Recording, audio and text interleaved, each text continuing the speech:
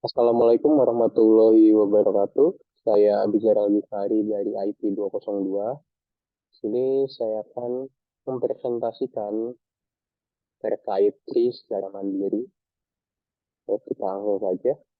Mulai dari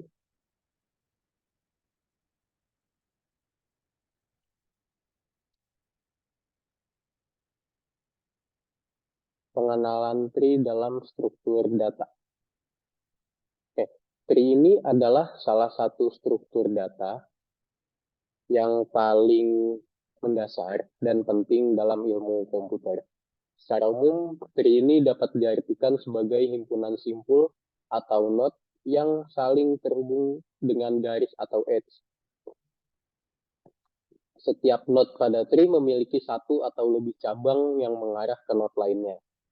Nah, dalam TRI ini, satu node itu akan ditunjuk sebagai root node, sedangkan node lainnya dibagi menjadi beberapa level sesuai dengan hierarki data seperti struktur direktori pada sistem operasi atau hubungan antar anggota keluarga dalam sebuah genealogi. Nah, dalam pengimplementasiannya ini, TRI juga dapat digunakan untuk memecahkan berbagai masalah kompleks seperti algoritma pencarian, penyimpanan data, dan optimasi routing pada jaringan komputer. Nah, oleh karena itu, pemahaman tentang konsep dasar dan jenis-jenis TRI ini sangat penting bagi para pengembang perangkat lunak dan ahli ilmu komputer. Oke, selanjutnya, definisi TRI. TRI adalah struktur data yang terdiri dari simpul atau node dan sisi atau edge yang menghubungkan simpul-simpul tersebut. Nah, setiap simpul pada TRI ini memiliki maksimal satu simpul induk, kecuali simpul akar yang tidak memiliki simpul induk. Nah, TRI biasanya digunakan untuk mempresentasikan hubungan hierarkis antar objek ataupun konsep. Kalau dalam matematika, TRI didefinisikan sebagai graf tak berarah yang tidak memiliki siklus, sedangkan dalam ilmu komputer, TRI sering digunakan sebagai model atau memecahkan masalah seperti pengindeks dokumen, pohon keputusan atau decision tree, dan algoritma pencarian seperti binary search tree. Kita masuk ke bagian 3, jenis-jenis tree. Nah, jenis tree yang umum digunakan biasanya ada binary tree, FEL tree, B tree, red dan black tree. Nah, tree ini struktur data yang terdiri dari simpul atau node dan sisi atau edge yang menghubungkan simpul tersebut. Nah, jadi terdapat beberapa jenis tree nih yang tadi sudah saya sebutkan. Jadi kalau untuk binary tree itu setiap simpulnya memiliki maksimal 2 anak. Anak kiri memiliki nilai yang lebih kecil daripada induknya, sedangkan anak kanan memiliki nilai yang lebih besar daripada induknya. Selanjutnya FEL tree. Nah, binary tree yang ini tuh seimbang, artinya perbedaan tinggi antara anak kiri dan anak kanan itu tidak lebih dari 1, jadi seimbang. Selanjutnya ada B-tree. Nah, tree ini tuh banyak digunakan, tree ini tuh banyak anak untuk setiap simpulnya. Jadi digunakan pada database dan sistem file karena kemampuannya untuk menyimpan data secara terurut dan mempercepat pencarian. Sedangkan kalau red black tree, binary tree ini yang seimbang, binary black red black tree ini juga seimbang dan digunakan pada implementasi map dan set bahasa pemrograman seperti C++ dan Java. Kita masuk ke selanjutnya, operasi dasar pada tree. Nah, beberapa operasi dasar yang dapat dilakukan pada struktur data tree antara lain ada traversal, pencarian, penghapusan node, penambahan node, penggantian node. Nah, dari kelima itu saya akan menjelaskan dari traversal terlebih dahulu.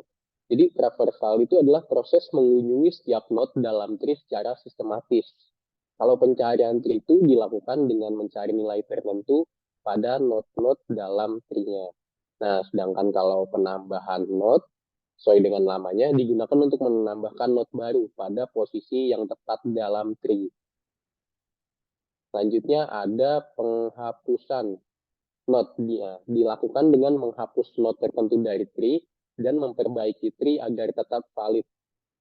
Sedangkan penggantian tree sesuai namanya juga dilakukan dengan mengganti nilai pada suatu node dengan nilai yang baru. Jadi nilai lamanya itu akan di-replace dengan nilai yang baru.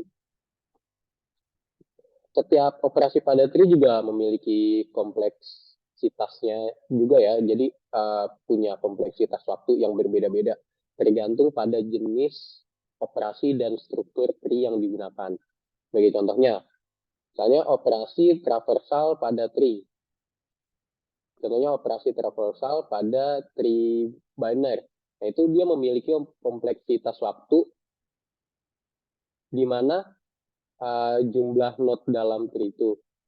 Sedangkan operasi pencarian pada tree FEL memiliki kompleksitas waktu O log N, di mana N adalah jumlah node dalam tree. Oleh karena itu, pemilihan jenis tree yang tepat sangat penting dalam penerapan struktur data tree. Lanjut ke poin 5, penerapan tree. Contoh penerapan tree yang umum adalah pada aplikasi pohon keputusan atau decision tree. Nah, pohon keputusan ini merupakan model prediksi yang berdasarkan pada hubungan antara variabel input dengan variabel output. Dalam aplikasi ini, tree digunakan untuk memecah data menjadi kelompok-kelompok yang lebih kecil dan kemudian menganalisis setiap kelompok secara terpisah. Nah, contohnya ketika kita membuat keputusan apakah suatu produk akan dijual atau tidak. Nah, tree tersebut tree itu dapat membantu dalam mengidentifikasi faktor-faktor yang mempengaruhi keputusan tersebut, seperti biaya produksi, kualitas produk, dan permintaan pasar. Selain itu, tree juga digunakan dalam pengindeksan dokumen. Dalam hal ini, tree ini digunakan untuk mengorganisir dokumen menjadi struktur hierarkis sehingga memudahkan kita dalam pencarian dan pengambilan informasi. Sebagai contoh, tree dapat digunakan untuk mengorganisir dokumen dalam sebuah perpustakaan digital berdasarkan topik atau kategori tertentu, seperti contohnya topiknya ilmu pengetahuan, teknologi, dan sejarah. Nah, hal ini tuh biar memudahkan penggunanya dalam mencari dan menemukan dokumen yang relevan dengan kebutuhan mereka. Selanjutnya, keuntungan tree, pengaksesan dan pencarian data lebih cepat. Nah, tree ini memiliki keuntungan dalam pengaksesan data dan pencarian data yang lebih cepat dibandingkan dengan struktur data lainnya seperti array atau linked list. Nah, hal ini karena tree ini memiliki tingkat kompleksitas yang lebih rendah dan dapat diatur secara hierarkis. Selain itu, tree juga dapat digunakan untuk mengimplementasikan algoritma seperti binary search tree dan FEL tree yang memungkinkan pencarian data dengan waktu yang lebih efisien. Keuntungan lain dari penggunaan tree adalah kemampuan dalam menghandle data yang sangat besar dengan efisien. Kita lanjut ke contoh implementasi. Nah, salah satu contoh implementasi dari struktur data tree ini adalah pada aplikasi pohon keputusan atau decision tree dalam bidang kecerdasan buatan.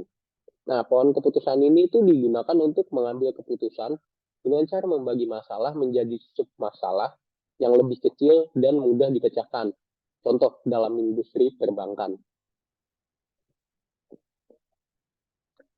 Pohon keputusan dapat digunakan untuk menentukan apakah seorang pelamar kredit layak atau tidak. Selain itu juga tree dapat digunakan dalam pengindeksan dokumen atau dokumen indeksi. Dokumen-dokumen dapat disimpan dalam bentuk tree sehingga memudahkan dalam pencarian dan penyusunan dokumen.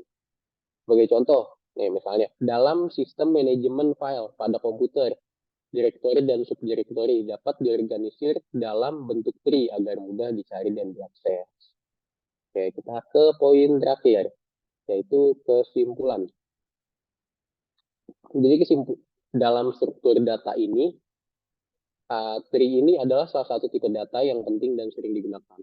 Dengan menggunakan konsep hierarki, tree ini memiliki kemampuan untuk mempresentasikan data secara efisien dan efektif. Selain itu, operasi dasar pada tree seperti traversal, searching, insertion, deletion, itu juga berguna dalam memanipulasi data. Nah, dalam penerapannya ini, tree juga dapat digunakan dalam bidang seperti dalam aplikasi pohon keputusan decision tree yang tadi sudah disebutkan, terus juga berguna dalam pengindeksan dokumen. Nah, contoh-contoh ini menunjukkan bahwa tree memiliki manfaat besar dalam membantu mengorganisir atau menganalisis data dengan lebih mudah dan cepat. Sekian presentasi mandiri dari saya. Apabila ada salah kata ataupun kesalahan lainnya, mohon dimaafkan. Terima kasih.